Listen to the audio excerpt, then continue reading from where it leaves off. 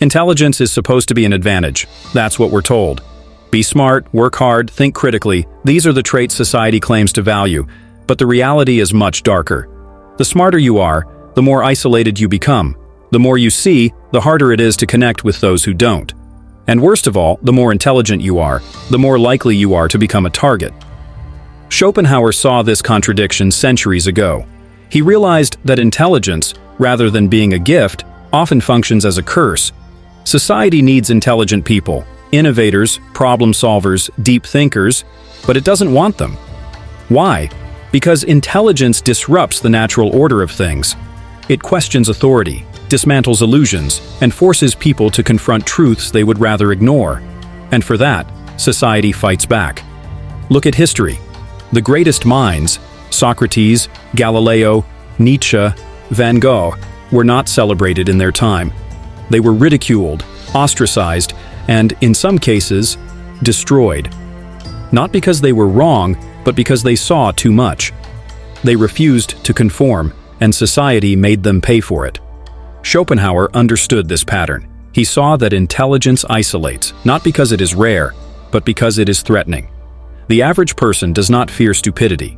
They fear the person who makes them feel stupid. This is the hidden cost of intelligence. The more you understand, the harder it is to belong. The world claims to celebrate intelligence, but what it really values is agreeability. If you think for yourself, if you refuse to accept shallow conversation and blind obedience, you will not be embraced, you will be excluded. And that is not a coincidence. Why do people react so negatively to intelligence? Why do they dismiss, attack, or ignore those who think differently? Schopenhauer's answer was brutally simple. Intelligence acts as a mirror. When a truly intelligent person enters a room, they don't have to say anything. Their mere presence forces others to confront their own limitations. And nothing makes people more uncomfortable than being reminded of what they don't know. Modern psychology backs this up. Studies show that when someone encounters a person they perceive as significantly more intelligent, their brain reacts as if it's under threat. The amygdala, the part of the brain responsible for processing danger, lights up. This isn't just metaphorical. Superior intelligence is literally registered as a threat by the brain. And how do people respond to threats? They attack, they distance themselves, or they try to undermine what they don't understand. This is why intelligent people so often feel misunderstood. It's not because they lack communication skills. It's because most people are not responding to their words. They're responding to how those words make them feel. Intelligence does not make you superior, but it makes others feel inferior. And that is something most people will never forgive. Schopenhauer saw this dynamic at play in every society, in every era. The truly intelligent are often mocked, not because they are arrogant, but because their existence alone forces others to confront their own limitations. That's why intelligence, rather than being respected, is often resented. And that resentment, left unchecked, turns into exclusion, hostility, or even outright persecution. This is why intelligence makes you a target. Not because you intend to challenge people, but because your very existence forces them to see something they would rather avoid, the limits of their own understanding. And that is a truth most people would rather destroy than accept. Most people assume that intelligence is a social advantage, that being smart makes you more respected, more valued, more included. But Schopenhauer saw the opposite. The more intelligent you are, the more likely you are to be excluded. Not because you lack social skills, but because intelligence itself creates distance. Society operates on unspoken rules.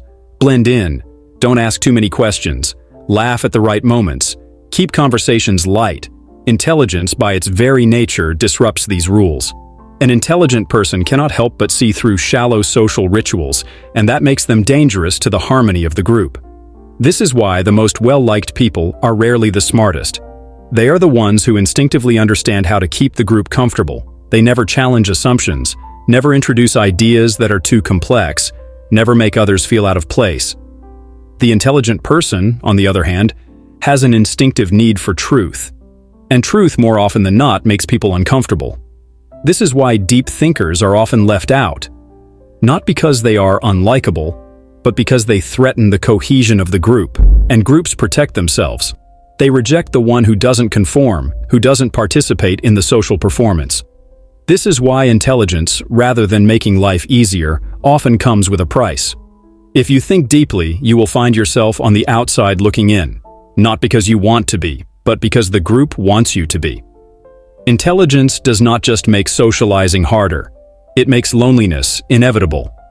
The deeper your thoughts, the fewer people you can truly connect with. And Schopenhauer understood this better than most. Throughout history, the greatest minds have lived in solitude. Newton worked in isolation. Nietzsche's genius left him alienated. Van Gogh, misunderstood by almost everyone, died alone. The pattern repeats itself again and again. The smarter you are, the harder it is to find people who think like you. Most people find connection through shared experiences, shared beliefs, and shared distractions. But intelligent people see the world differently. They are more aware of contradictions, more sensitive to nuance, less interested in the things that entertain the masses. This creates an invisible barrier between them and the rest of society. And this is not just about introversion. Many intelligent people want to connect, but they struggle because the things that interest them, the things that matter to them, are not the things most people care about. How do you maintain friendships when small talk feels unbearable? How do you find deep relationships when most conversations stay at the surface? This is why intelligence, rather than bringing happiness, often leads to isolation. It is not that smart people choose loneliness. It is that loneliness becomes the only option. Because in a world that prefers simplicity, complexity is a burden. And those who carry it will always walk alone. People assume intelligence leads to happiness. That knowing more, seeing further, and understanding deeply will somehow make life more fulfilling. But Schopenhauer saw this as one of the greatest illusions of all. Intelligence does not guarantee happiness. It often destroys it. Why? Because happiness thrives in simplicity. It feeds on ignorance, on the ability to live in the present without overanalyzing everything. Intelligence, on the other hand, does the opposite. It forces you to see the flaws in everything. Society, relationships, human nature, even your own existence. The more you understand, the harder it is to ignore the absurdity of life. This is why intelligent people often struggle with existential dread. They cannot distract themselves the way others do. Mindless entertainment, shallow conversations, meaningless routines. These things bring comfort to most people, but they leave an intelligent mind feeling empty. And so, intelligence leads to a painful awareness of time slipping away, of the futility of certain ambitions, of the inevitable loneliness that comes from thinking differently. Even personal success does not fix this. You can achieve everything, wealth, recognition, status, and still feel unsatisfied because intelligence never allows you to rest. It keeps questioning, keeps searching, keeps reminding you that there is always more to know, more to do, more to understand. Schopenhauer knew this better than anyone. Intelligence is a trap. It promises clarity, but often delivers only frustration. And once you see the world clearly, you can never return to the bliss of ignorance. Society claims to value intelligence, but in reality, it suppresses it at every turn. The modern world does not reward deep thinkers. It punishes them. Schools teach memorization, not critical thought. Workplaces promote those who conform, not those who challenge. Social circles accept those who fit in, not those who stand out. Schopenhauer saw this pattern centuries ago, and it has only become more pronounced. Independent thinking threatens the stability of society. This is why intelligent people are often ignored, dismissed, or even ridiculed. History is filled with examples. Galileo, ostracized for speaking the truth. Nietzsche, called insane for seeing too deeply. Socrates, executed for questioning authority. People do not want to be enlightened, they want to be comfortable. And comfort comes from stability, from tradition, from not questioning too much. Even in modern workplaces, intelligence is more of a liability than an asset. Companies claim to seek innovative thinkers, but in practice, they promote those who follow the rules, who maintain the status quo. The person who thinks too deeply, who challenges inefficiencies, who refuses to blindly obey, they are seen as a problem, not an asset. Schopenhauer's solution was brutal but effective. Stop trying to fit in.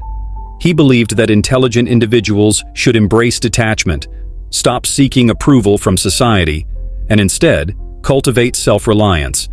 If the world does not value intelligence, why waste time seeking validation from it? Instead, he advised deep thinkers to focus on personal fulfillment through philosophy, art, knowledge, and solitude. Because the truth is this: society will never fully embrace those who think differently, and rather than fighting for acceptance, the smartest strategy is to stop needing it. If intelligence makes you a target, if it isolates you, if it forces you into loneliness, what's the solution? Should you hide your intelligence?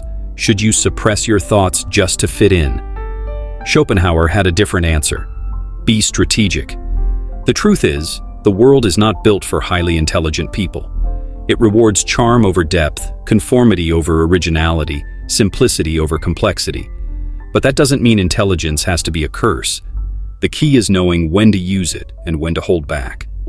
First, recognize that not every conversation needs to be profound. You don't have to correct misinformation, challenge every flawed argument, or prove your intelligence in every setting. Sometimes silence is the smartest move, not because you are afraid, but because engaging in pointless debates is a waste of energy. Second, learn to read the room. Some people are open to deep discussions, others aren't. Choose your audience wisely. There is no benefit in speaking to those who don't want to understand. Schopenhauer understood this well. Intelligent people should not seek mass approval, but instead find a select few who truly appreciate depth. Third, and most importantly, do not let intelligence turn into arrogance.